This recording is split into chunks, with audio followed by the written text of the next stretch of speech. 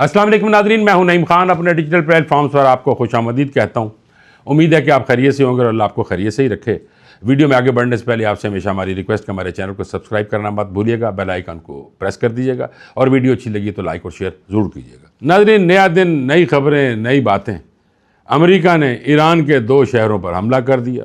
جواب میں ایران نے کروز میزائل سمندر میں چلا کر یہ ثابت کر دیا کہ حساب برابر۔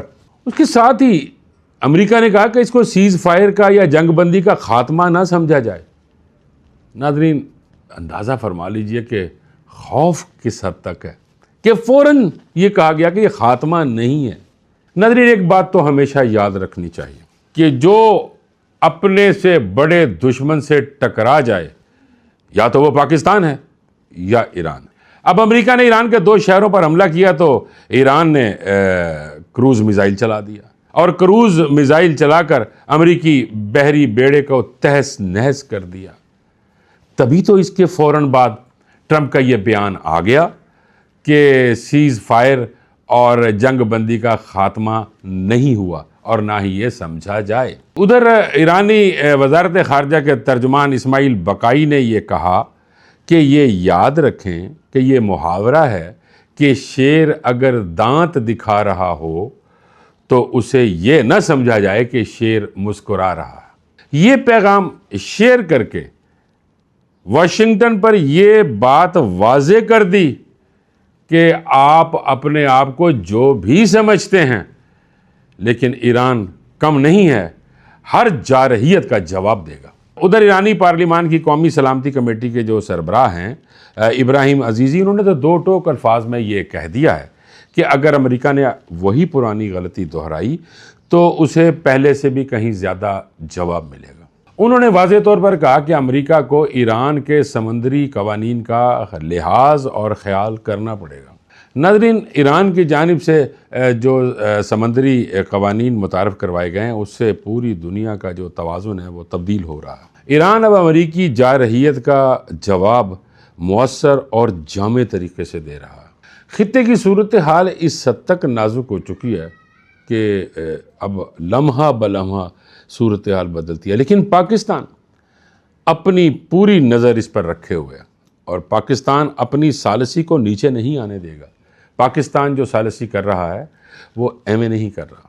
پاکستان خطے کی پوری صورتحال سے واقف ہے اور آنکھیں کھولے ہوئے ہے۔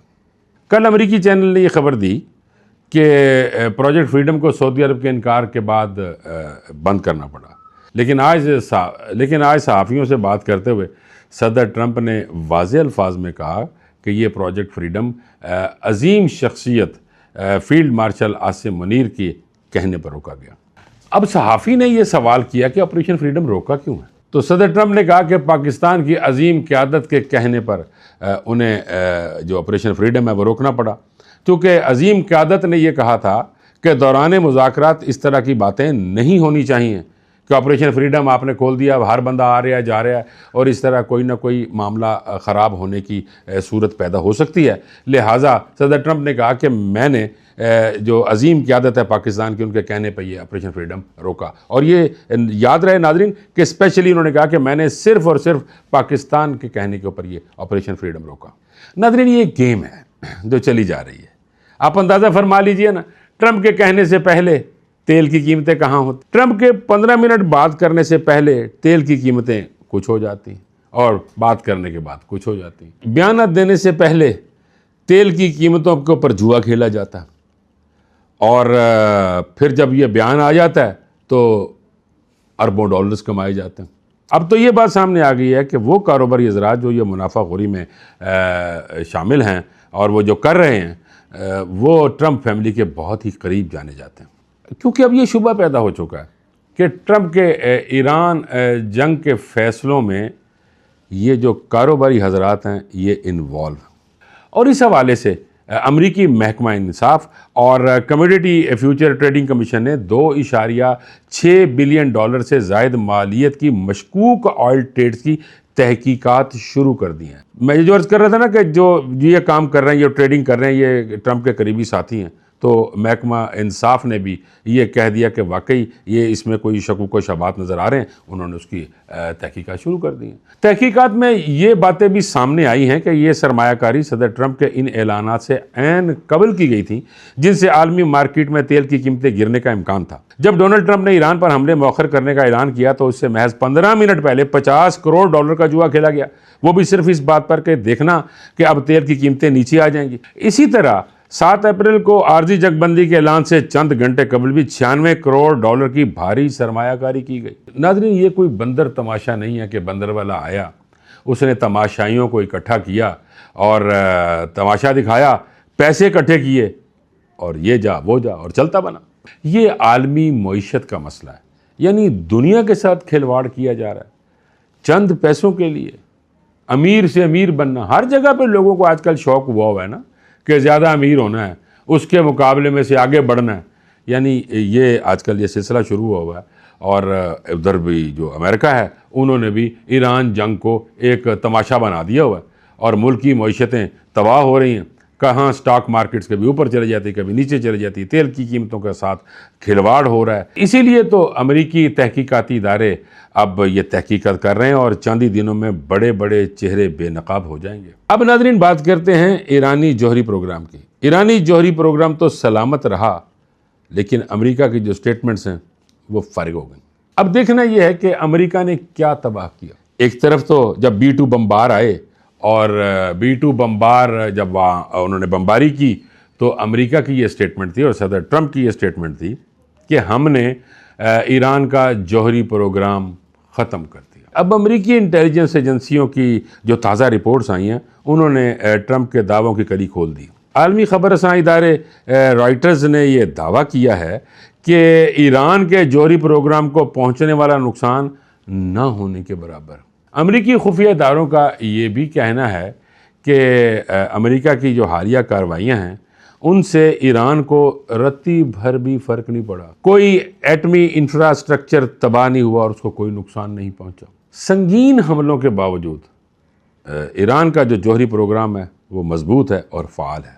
یہ تو کہتے تھے نا یعنی ٹرمپ کہ ایران کا جوہری پروگرام جو ان صاحب وہ ہم نے تباہ کر دیا، اور یہ بھی کہتے تھے کہ پروگرام تو بڑھ گیا، لیکن پروگرام بڑا نہیں، پروگرام ابھی جاری ہے۔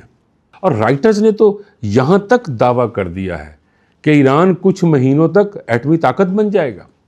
ٹرمپ پیسے کمانے کے چکر میں پڑے ہوئے ہیں اور ایران خاموشی کے ساتھ اپنا جوہری پروگرام جاری کیے ہوئے ہیں۔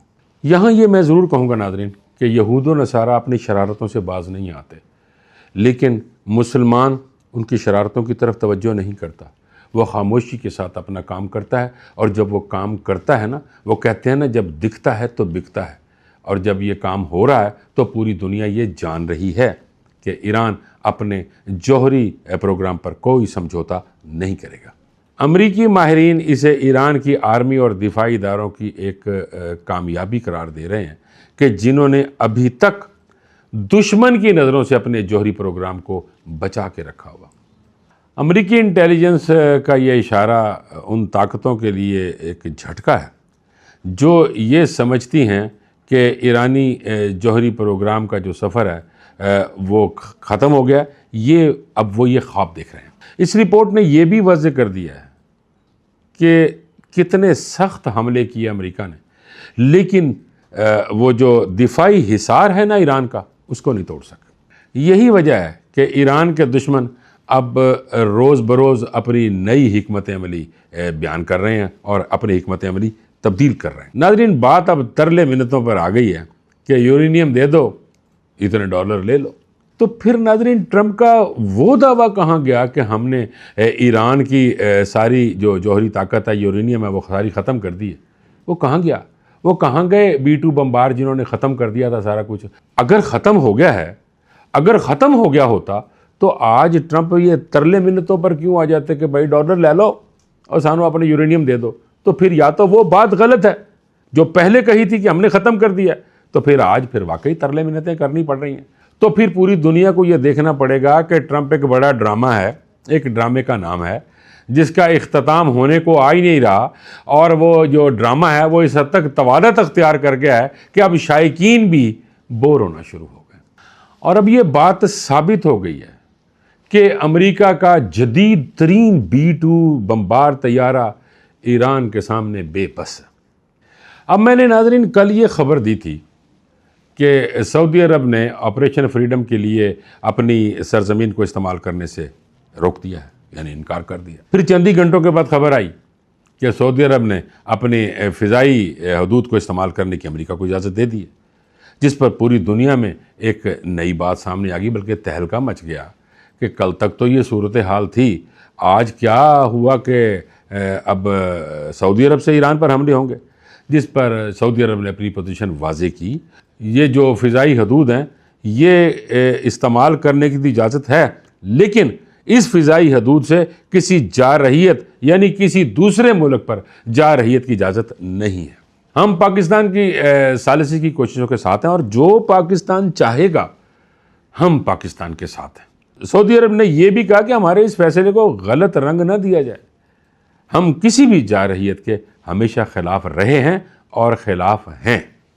میرا خیال ہے ناظرین کہ صدر ٹرمپ نے یہ ریکویسٹ کی ہوگی محمد بن سلمان سے کہ امریکی ٹی وی پر یہ خبریں چل رہی ہیں کہ محمد بن سلمان نے اپنی سرزمین استعمال کرنے سے انکار کر دیا ہے اور سختی کی ہے کہ امریکی فضائیہ اور امریکہ ہمارے اڈوں کو یا ہماری سرزمین کو استعمال نہیں کریں گے۔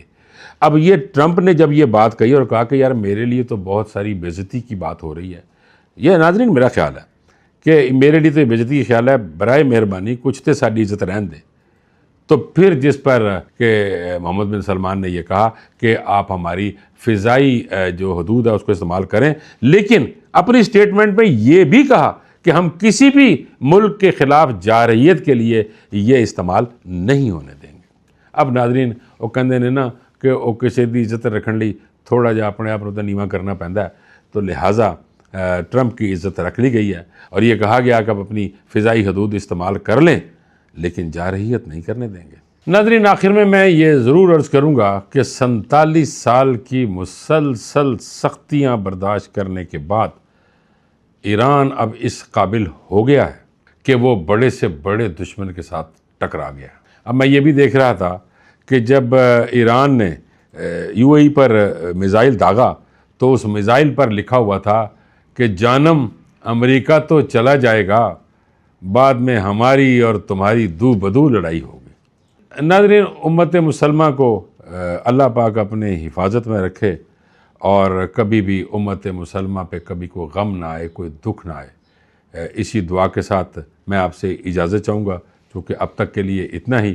آپ سے ملاقات ہوگی اگلے ولاگ میں، مجھے اجازت دیجیے، اللہ نگہبان۔